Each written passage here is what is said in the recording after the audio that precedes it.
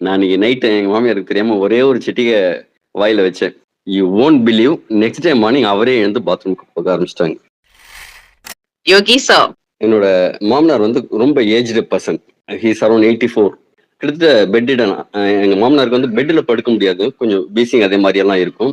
ஒரு நாளைக்கு 5-6 trip nebuliser வச்சுட்டு இருப்பாங்க. ஆக்சுவலா அவரோட சிச்சுவேஷன் எப்படி இருந்ததுன்னா, ஈஸி சேர்லயே அப்படியே பாத்ரூம் வரைக்கும் அழைச்சிட்டு போகணும். ஏன்னா நடக்க முடியாது. அங்க போயிட்டு டைப்பர் மாத்துறது அதே மாதிரிலாம் பண்ணிட்டு திருப்பியும் வந்துருவாங்க. ஒரு ட்ரிப் உடம்பு சரியில்லை அப்படின்ட்டு வீட்டுக்கே வந்து பாக்குற டாக்டரை வர சொல்லியிருந்தாங்க. அவங்க பில்லு கொடுத்தது 8,300 ஒரு 6 நாளைக்கு எல்லாம் வெயின்ல அது இதெல்லாம் ஏத்திட்டு ஒன்றும் முடியல. அதுக்கப்புறம் ஒரு 2 நாள் படுத்த படுக்கையா தான் இருந்தாரு. நான் அன்னைக்கு நைட்டு எங்க மாமியாருக்கு தெரியாம ஒரே ஒரு சிட்டிகை வாயில வச்சேன். You won't believe next day morning அவரே எழுந்து பாத்ரூம்க்கு போக ஆரம்பிச்சிட்டாங்க. அதே மாதிரி ஒரு 3 நாள் எடுத்ததுக்கு அப்புறம் ஜென்ரலா அவரால் அந்த நெபுலைசர் இல்லாம இருக்க முடியாது. அவருக்கு ஒரு 2 நாள் ஞாபகமே இல்லை. அது வச்சுக்கணுங்கிற ஞாபகமே இல்லை. தொடர்ந்து வச்சுக்கவே இல்லை 2 நாள். அந்த அளவு ஒரு எக்ஸலண்டான ஒரு பெனிஃபிட்டை இன்ஸ்டன்டா ஒரு ரிசல்ட்டை ஒரு எல்டர்லி பர்சனுக்கும் கொடுத்துருக்கு.